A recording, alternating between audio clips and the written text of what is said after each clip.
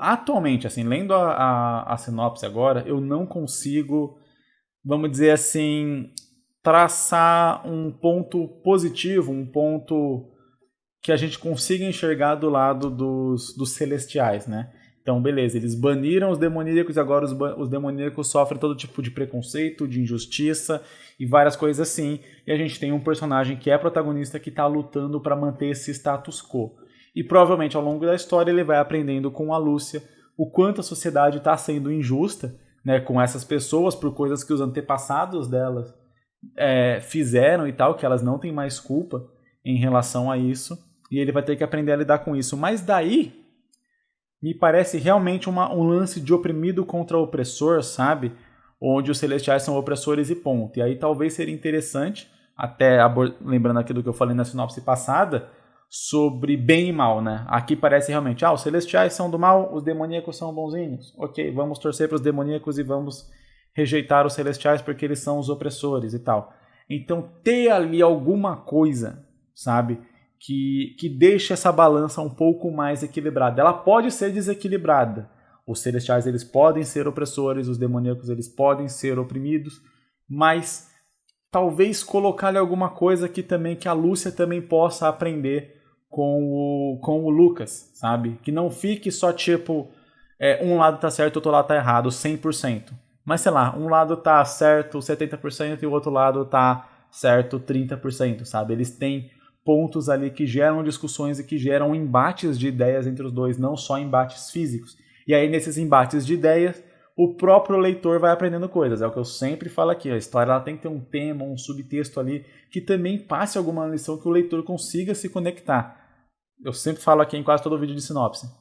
A gente não tá num mundo onde tem pessoas que invocam anjos e pessoas que invocam demônios, e os demônios foram banidos e agora eles estão sofrendo injustiça. A gente não tem isso. Mas a gente tem pessoas que foram excluídas por N motivos, a gente tem uma sociedade onde tem pessoas que são opressoras e pessoas que são oprimidas, e a gente tem discussões sociais que são muito complexas e que você não consegue resolver simplesmente falando esse povo é do bem, esse povo é do mal, sabe?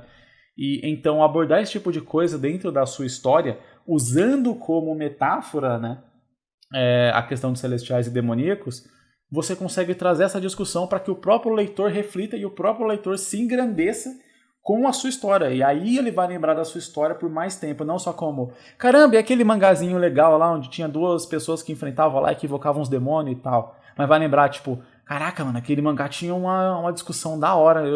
Eu mesmo tinha dúvida sobre isso e depois de ler aquele mangá eu mudei um pouco a minha visão e hoje eu penso um pouco diferente, sabe? Tipo, a sua história ajudou aquela pessoa na visão dela de mundo, de como ela enxerga e como ela leva a vida dela dali pra frente. Todos nós, né, temos experiências de acompanhar histórias e coisas assim que mudaram o jeito como a gente vive, o jeito como a gente enxerga o mundo, o jeito como a gente age, depois de acontecimentos, depois de ver e entender certas discussões abordadas em certas histórias. E essas histórias são aquelas que realmente marcam. Eu, particularmente, acho muito louvável, digamos assim. Uma das coisas que eu adoro em histórias, em criar histórias, em contar histórias, é por isso que eu faço esse quadro aqui, lendo ideias de histórias, né, de outras pessoas, porque eu gosto da capacidade que as histórias têm de ensinar coisas, de passar coisas, de mudar as pessoas, de tocar as pessoas, de causar sentimentos. Então eu acho que quando a gente tira isso de uma história para simplesmente pôr cenas legais, cenas impactantes e bonitas e tal, a gente está tirando, tipo assim, o que a história tem de melhor. Seria como você tirar tudo que o carro tem e deixar só a pintura e talvez a carroceria, sabe? Beleza, ele é muito bonito de se ver, mas ele não serve para nada, só para se ver. Sabe? Você não vai andar com ele, ele não vai levar você de um ponto para outro com velocidade, com segurança, etc. Não, é só para você olhar e falar. É bonito.